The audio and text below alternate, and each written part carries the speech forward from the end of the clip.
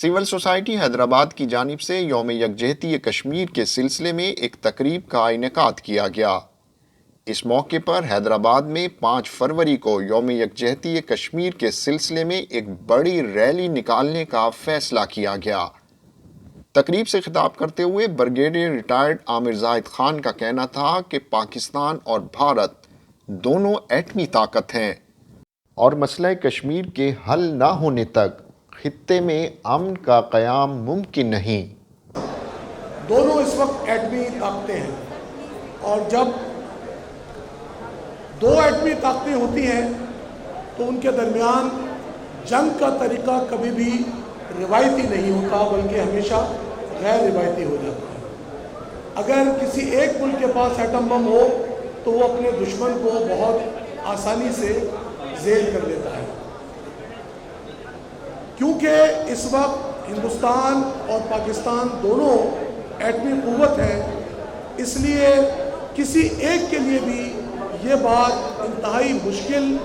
بلکہ تقریباً ناممکن ہے کہ وہ روایتی جنگ کر کے دوسرے کو زیر کر لے گا۔ اس طرح کے حالات میں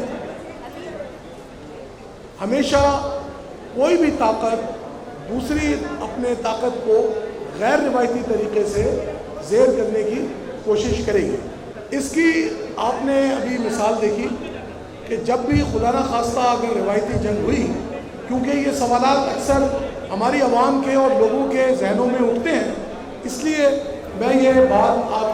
آپ کے ساتھ اشتراک اس بات کا کرنا چاہتا ہوں کہ جب بھی جنگ ہوگی تو ہندوستان کی جو منصوبہ ہے یا جو ہندوستان کی پالیسی ہے اس کے بارے میں یقینی طور پر آپ کے ذہنوں میں سوالات اٹھتے ہوں گے۔ تو آج اس موقع کا فائدہ اٹھاتے ہوئے اور آپ کی آنکھوں میں وہ شعور دیکھتے ہوئے اور آپ کا وہ ولولہ دیکھتے ہوئے یہ بات میں آپ سے شیئر کروں گا کہ ہندوستان ہمیشہ کوشش کرے گا کہ کم سے کم وقت میں حملہ کر کے ہماری زیادہ سے زیادہ زمین کے اوپر قبضہ کر سکے، اور اس کے پاس 2 یا زیادہ سے زیادہ 3 دن سے زیادہ یہ موقع نہیں ہوگا، کیونکہ اس کے بعد پھر بین الاقوامی قوتیں درمیان میں آ جائیں گی اور جنگ بندی ہو جائے گی، کیونکہ جو دوسرا ملک ہے اس کے پاس سوائے اپنا اسٹریٹجک ویپن استعمال کرنے کے اور کوئی چارہ کار نہیں رہتا۔ اس لیے آپ نے دیکھا کہ ہندوستان نے گزشتہ دنوں میں تو کہوں گا حماقت کی کہ سرجیکل اسٹرائک کا سہارا لینے کی کوشش کی، اور اس سرجیکل اسٹرائک کا آپ نے انجام گزشتہ دنوں ابھی نندن کی چائے کی پیالی میں اٹھنے والے طوفان کی صورت میں دیکھ لیا۔ ہندوستان کی پالیسی اور ہندوستان کا منصوبہ دراصل ایک مذاق بن کر رہ گیا، اور پوری بین الاقوامی برادری نے دیکھا کہ اس کو سخت ہزیمت کا سامنا کرنا پڑا۔ چنانچہ اب ہندوستان کے پاس ایک اور طریقہ کار رہ گیا ہے، وہ ہے کہ پاکستان میں اندرونی خلفشات اور اندرونی لڑائیاں پیدا کی جائیں۔ اس کو بھی آپ نے دیکھا کہ ابھی ہم نے کلبھوشن یادیو کی شکل میں تماچا کس خوبصورتی سے پوری دنیا کے سامنے ہندوستان کے رخسار پر رسید کیا۔ ان سب باتوں سے قطع نظر ہندوستان کو اپنی کمزوریوں کا بخوبی احساس ہے۔ ہندوستان کی سب سے بڑی کمزوری اس وقت اس کا اپنا اندرونی خلفشار ہے۔ ہندوستان کے پاس کوئی ایسا منصوبہ نہیں کہ اگر اس کی سرزمین پر کسی قسم کا لسانی، گروہی یا اور فسادات ہوں تو اس کی آرمی شاید اس قابل نہیں ہے کہ اس پر وہ قابو پا سکے۔ لہٰذا ان دنوں بھی آپ دیکھ رہے ہیں کہ ہندوستان کا دارالحکومت دہلی دنیا کے خطرناک اور غیر امن شدہ علاقوں میں تبدیل ہو چکا ہے۔ اس سب باتیں کرنے کا مقصد یہ ہے کہ ہمیں یقین ہونا چاہیے کہ اپنے جوش اور ولولے کے ساتھ کہ ہمارا دفاع مضبوط ہے انشاءاللہ العزیز، ہم خود مضبوط ہیں۔ کوئی بھی فوج اکیلا سرحدوں پر دفاع نہیں کر سکتی جب تک اس کے ساتھ اس ملک کے عوام شانہ بشانہ نہ کھڑے ہوں۔ اور مجھے یہ کہتے ہوئے میرا سینہ، میری چھاتی بہت زیادہ مضبوط ہو جاتی ہے، اور مجھے اپنا قد مزید بلند محسوس ہوتا ہے کہ پوری پاکستانی قوم پاکستانی فوج کے ساتھ سینے سے سینہ اور پیروں سے پیر ملائے کھڑی ہیں۔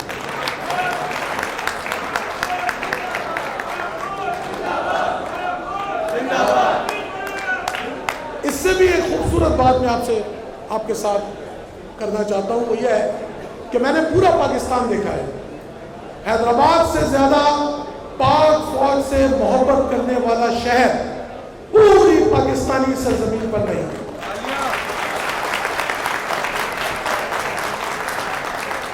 بحیثیت مجموعی حیدرآباد کے لوگ محبت کرتے ہیں،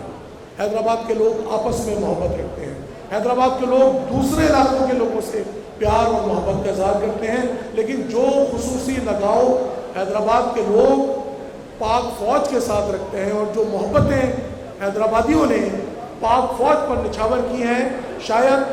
میں پاک فوج کے نمائندے کی حیثیت سے بھی اور حیدرآباد کے بیٹے کی بھی حیثیت سے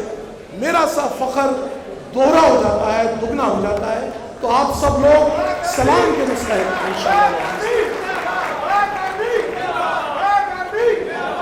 اور آپ کا یہ وہ فخر بہت شکریہ،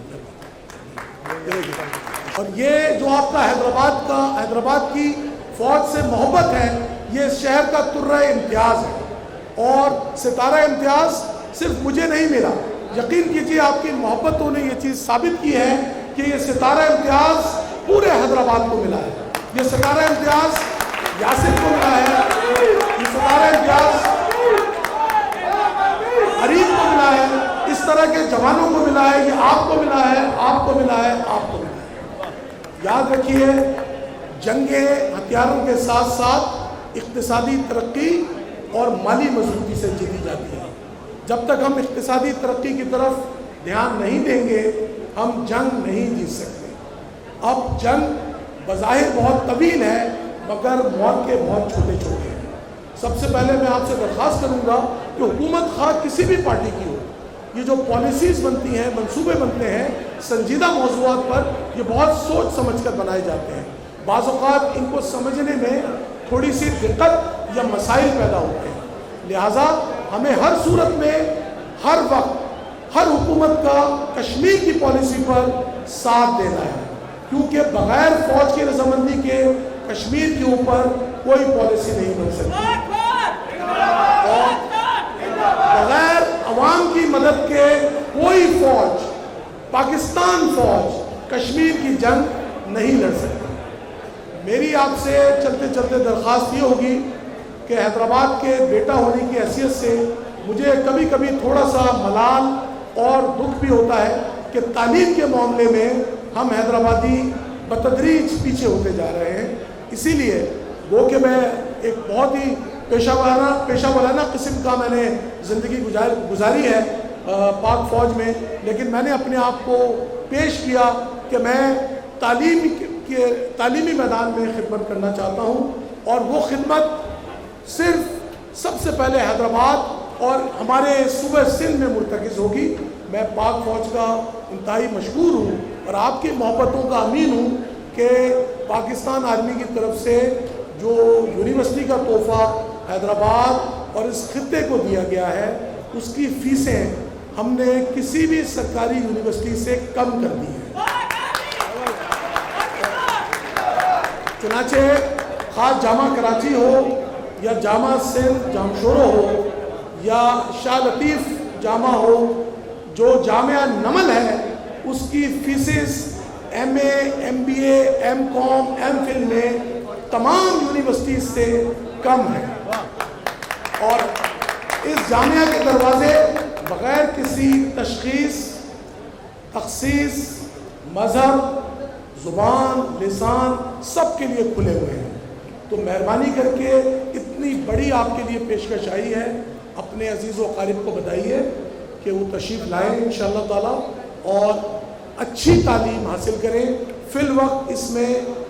آپ نے صرف شہر میں تعلیم حاصل کرنی ہے، اور ڈگری آپ کو اسلام آباد کی سرکاری وفاقی جامعہ کی ملے گی۔ یہ ایک بہت بڑا اعزاز ہے، ورنہ یہی ڈگری لینے کے لیے آپ کو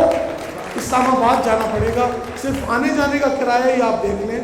اور اس وقت آپ کو جامشورو تک بھی نہیں جانا پڑ رہا، آپ کو ٹنڈو جام بھی نہیں جانا پڑ رہا، اس وقت آپ کو لطیف آباد या ज़्यादा से ज़्यादा कोसार तक जाना पड़ेगा। इसलिए मेरी दरख्वास्त है कि मेरा ये पैगाम, इस शहर का पैगाम ज़रूर अपने अजीज़ व क़ारिब, अपने बच्चों तक पहुँचाएँ कि खुदारा घर पर ना बैठें। ये तकरीबन आला तालीम मुफ्त होकर आपकी दहलीज पर आ चुकी है। आप देख कहूँगा कि इस इवेंट में जो कश्मीर कन्वेंशन 5 तारीख के हवाले से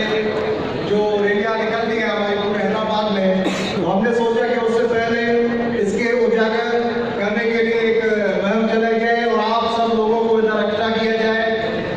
एसपी साहब, अयाज साहब इधर बैठे हुए हैं, दीगर मेहमान हमारे डिफेंस पीस काउंसिल के, हैदराबाद अवामी इत्तेहाद के दोस्त, हमारे वास्ता एम्प्लॉइज यूनियन के, हमारे मुराद शेख भाई, कयूम भट्टी भाई, दीगर जो भी हमारे सियासी समाजी दोस्त इधर मौजूद हैं, मैं उन सबका शुक्रिया अदा करूँगा। खास तौर पर ये लेडीज हमारी बहनें बैठी हुई हैं, इनका मैं शुक्रगुजार हूँ। अभी ब्रिगेडियर आमिर साहब भी आ गए, मैं उनको वेलकम करूँगा। सर सितारा इम्तियाज हैदराबाद की शान हमारे ब्रिगेडियर आमिर साहब, उसका हमने सजाया है कि एक बात का सबूत देना है कि कश्मीर के लिए हमारा एक एक बच्चा इस इशू को उठाने के लिए, उजागर करने के लिए हवा गोश हवा दल हमारे पाक आर्मी के साथ, अपने अफवाज पाकिस्तान के साथ और पाकिस्तान के साथ खड़ा हुआ है। इंशाल्लाह आज जो ये आप मुहिम वतन